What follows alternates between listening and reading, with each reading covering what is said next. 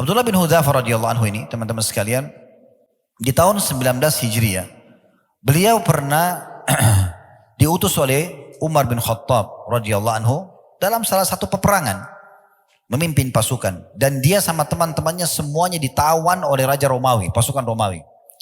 Dan mereka mencari tahu ya, siapa saja yang ada dalam pasukan muslimin itu. Dan mereka menemukan ternyata yang masih ada hubungannya dengan Nabi Muhammad SAW. Sahabat langsungnya adalah Abdullah radhiyallahu anhu.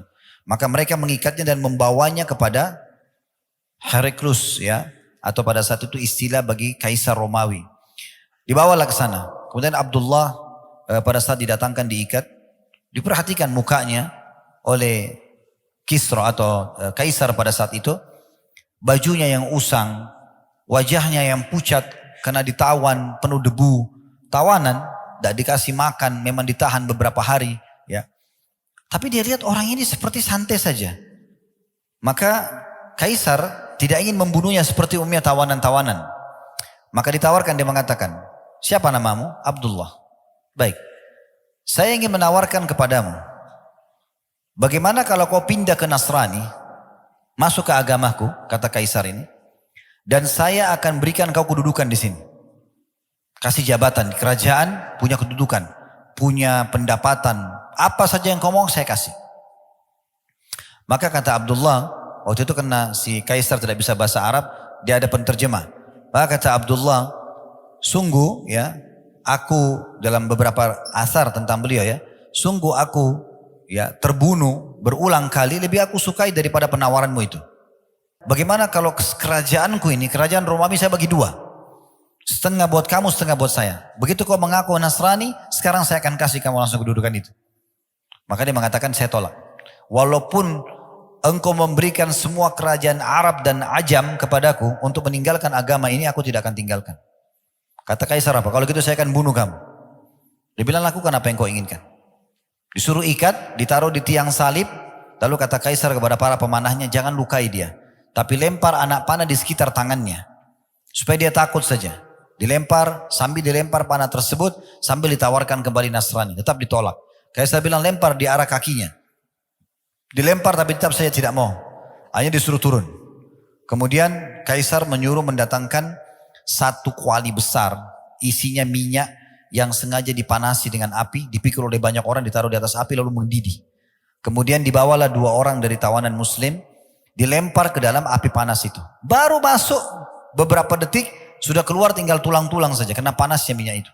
Di depan mata dia, kita bayangkan satu bejana besar, dipanasin dengan api, bejananya panas, minyaknya panas, mendidih, lalu dilempar dari kita ke situ. Ini ujian yang luar biasa. Maka diperlihatkan dua orang itu. Lalu Kaisar bilang, kalau kau tidak mau pindah Nasrani, saya akan bunuh kau seperti dua temanmu itu. Kata Abdullah, silahkan lakukan. Digiringlah Abdullah menuju ke minyak itu. Pas dekat api, Abdullah nangis. Kata prajuritnya, dia nangis. Kita lapor dulu kepada Kaisar. Dilapor, wahai Kaisar, dia sudah nangis. Kata Kaisar, kembalikan ke saya, mungkin sudah lunak hatinya. Begitu didatangkan, kata Kaisar, kenapa kau menangis?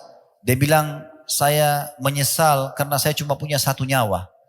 Saya berharap punya nyawa, sejumlah helai rambut saya, semuanya dilempar ke minyak itu supaya semuanya mati di jalan Allah. Kaisar jadi putus asa, nggak tahu dia harus buat apa dengan orang ini. Mau dibunuh pun tidak ada masalah. Nangisnya hanya karena punya satu nyawa. Gitu kan? Itu luar biasa. Maka akhirnya Kaisar bingung, bagaimana caranya? Dia sudah malu dengan semua orang yang ada di sekitarnya. Karena dia sudah coba bunuh, nggak berhasil. Dia coba takut-takuti, nggak berhasil. Maka akhirnya Kaisar mengatakan apa? Begini saja. Apa kau mau untuk mencium kepalaku? Mencium kepala ini penghormatan gitu. Cium kepala saya akan bebaskan kamu. Abdullah sempat berpikir dalam beberapa asar, dia katakan, saya mencium kepala musuh Allah ini. Tapi kalau untuk saya bebas, dan dia mau menerima syarat saya untuk bebaskan tawanan muslimin, saya akan terima. Lalu Abdullah mengatakan, bagaimana dengan tawanan muslimin, apa kau akan bebaskan juga? Kata Kaisar, iya, kalau kau cium kepala saya, kamu dan semua saya akan kasih. Maka akhirnya dia cium kepalanya Kaisar, lalu dibebaskan dia dengan tawanan muslimin, bahkan dikasih banyak sekali. Dalam beberapa riwayat dikasih sekian ratus kain baju kehormatan, dikasih sekian peti emas, banyak dia bawa pulang. Jadi seakan-akan dia ini membawa ghanimah, harta rampasan perang dari perbuatan dan sikapnya tadi. Sampai Sebagian ulama menanggapi mengatakan bukan mustahil. Kaisar itu sebenarnya mungkin masuk Islam. Dan seperti keadaannya ya Najasyi yang menyembunyikan keislamannya. Karena tidak masuk akal dia menyelamatkan Abdullah dan dia berikan segala pemberian ini. Itu berarti kemungkinan ada sesuatu di situ. Tapi kasusnya adalah Abdullah ini pulang ke Madinah menceritakan kepada Umar bin Khattab, lalu Umar mengatakan apa? Sangat pantas untuk semua muslim mencium kepalanya Abdullah dan saya akan memulainya karena dia telah menjaga kemuliaan agama ini. Ini contoh keimanan. Seseorang di antara kita di masa sekarang hanya takut meninggalkan pekerjaannya. Masih ada pekerjaan yang lain. Subhanallah tidak mau tinggalkan.